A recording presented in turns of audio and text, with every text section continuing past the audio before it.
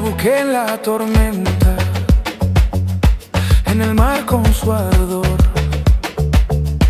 y en la voz del profeta, con su santo clamor.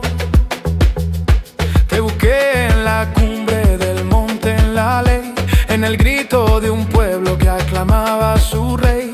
Esperaba encontrarte en un trueno, en un don, en un milagro que partiera en dos mi razón. Y eras tú el sonido del silencio, la paz, la canción que me acuna tan dulce y tenaz, la eterna armonía que vibra en mi ser, el latido secreto del amanecer. ¿Y qué es mi existencia sin un verso de ti? La melodía que siempre soñaste para mí.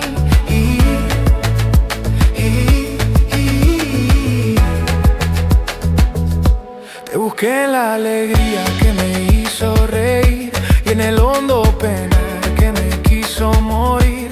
Te busqué en el abrazo, en el gesto de honor, y en la lágrima humilde del vil pecado.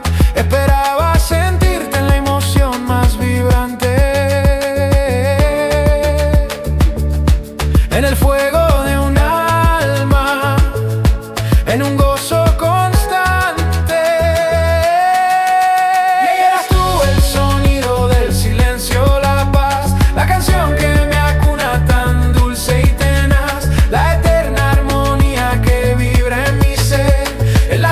Secreto del amanecer.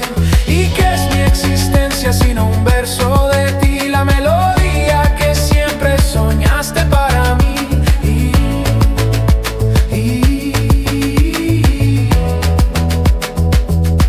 Y al fin comprendí, mi rey, mi consuelo, que no estabas en cosas, sino que eras el vuelo, la luz en el sol, el amor en el dar, el aliento que llena mi propio cantar.